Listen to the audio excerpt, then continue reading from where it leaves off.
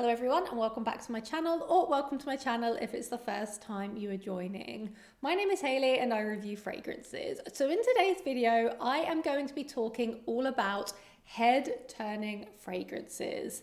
And what that means to me is a head turner is a fragrance that has a wow factor. They have a presence about them. They're going to turn heads. They're almost a little bit loud. I don't want to say they're obnoxious, but they're definitely fragrances that will get you noticed. And I'm sure we will all have differing opinions on what makes a head-turning fragrance, but this is just my view on those. So, without further ado, the first fragrance that I want to talk about is Magenta Tanzanite by Armani, and this is from the Private Collection. Now, I haven't worn this one at all for maybe 8 months, because to me this is more of a fall and winter fragrance. It's kind of cozy, but also at the same time it has a presence about it. It's a warm, spicy kind of coffee fragrance. It's also a little bit ambery, also has some vanilla in there. It is just so incredible. I absolutely adore this type of scent profile. One of my favorite scent profiles, spices, it's got coffee, there's a little bit of vanilla in there, it's warm, it's rich, it's got that amber in it too, and it's just a real statement maker. It's in a similar realm to Xerjoff Starlight and also Minuit Demi by Fragrance du Bois.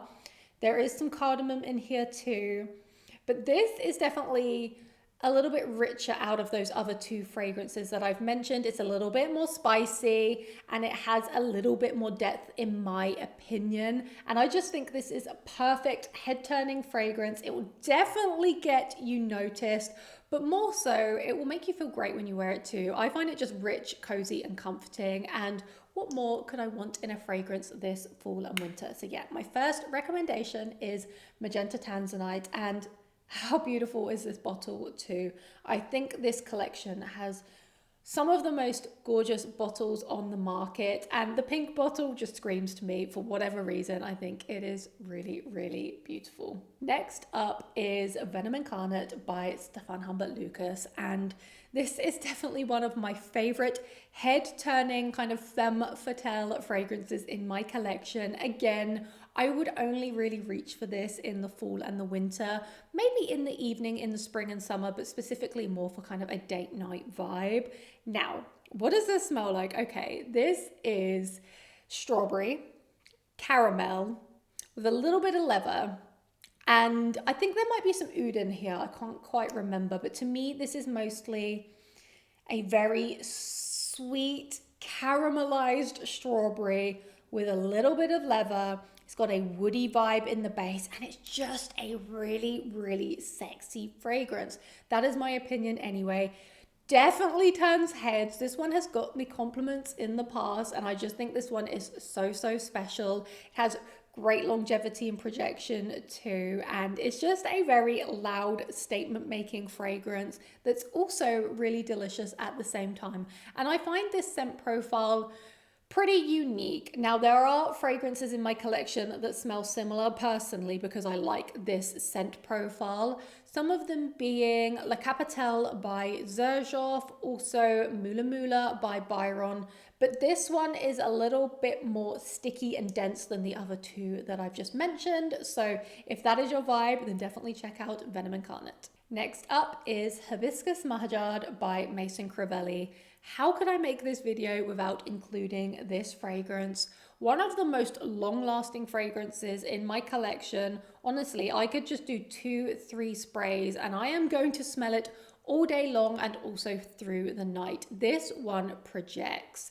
Now, Hibiscus Mahajad, if you do not know, is almost like a spicy and more unique version of Delina. That is how I would describe it. It also has a hibiscus note, of course, as the name would suggest. And it also has this kind of tea-like quality about it. I don't know why I get that. There is a mint note in here.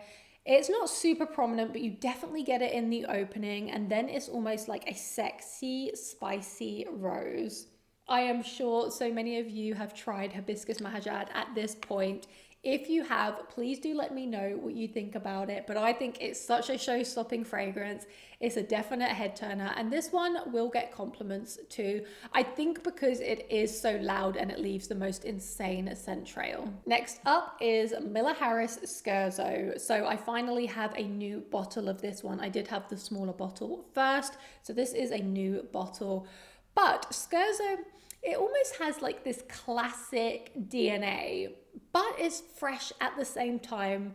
Probably not making sense right now. So this, in essence, is a rose oud, but it's a fresh rose oud fragrance. It almost has like a soapy quality about it, making it a little bit lighter to wear during the day.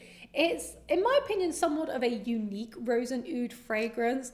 It's definitely a head turner. It's definitely the type of fragrance profile that gets compliments too. And I'm so glad to now have a bigger bottle in my collection. I will definitely reach for this one in the fall and the winter. So if you like rose oud fragrances, but you want a more fresh twist to it, I would definitely recommend checking out Scherzo. Or maybe even if you don't like rose oud, it's still worth checking this one out because, as I've mentioned, it has this kind of almost soap-like quality to it. It's very fresh, almost like a light rose oud, but the oud is definitely prominent. It's not that it's not there, but it has this kind of fresh quality to it. It's really hard to explain.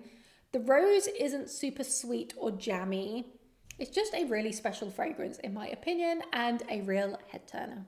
Next up is a new fragrance from Ormonde Jayne, and this one is called Bukhara. I think that's how you pronounce it.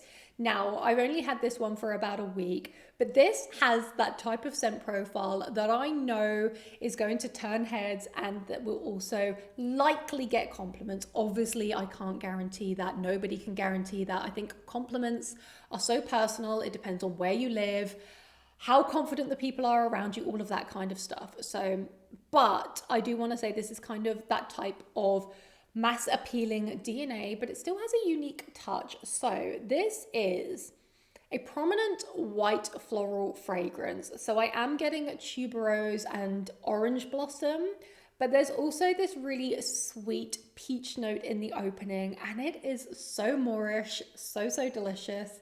It's in a similar realm to Kilian's Can't Stop Loving You and also Ex Nihilo's Fleur Narcotique. So I guess also Levant by Ormonde Jayne, but this one almost has more white florals in it, and it is almost a little bit more spicy.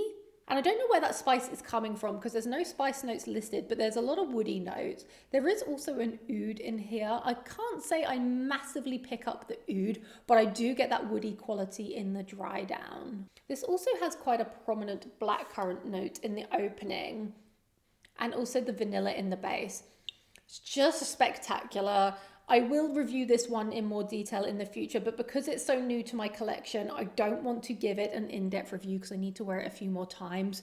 But this is the kind of floral fragrance that I absolutely adore. I think Ormonde Jayne in general do amazing floral fragrances. So I would highly recommend trying to get a sample of Bukhara if you like the sound of a woody white floral with blackcurrant and peach in the opening with a kind of spicy touch, which I don't know where it comes from. Maybe that's just how I perceive it, but I think this is a fantastic fragrance. So those were all of the fragrances that I wanted to showcase in today's video. Please do let me know if any of them stand out in particular, and if you would like more in-depth reviews. Thank you so much for joining me today. It's been a pleasure as always. I hope to see you in a future video to come. Thank you so much, and goodbye.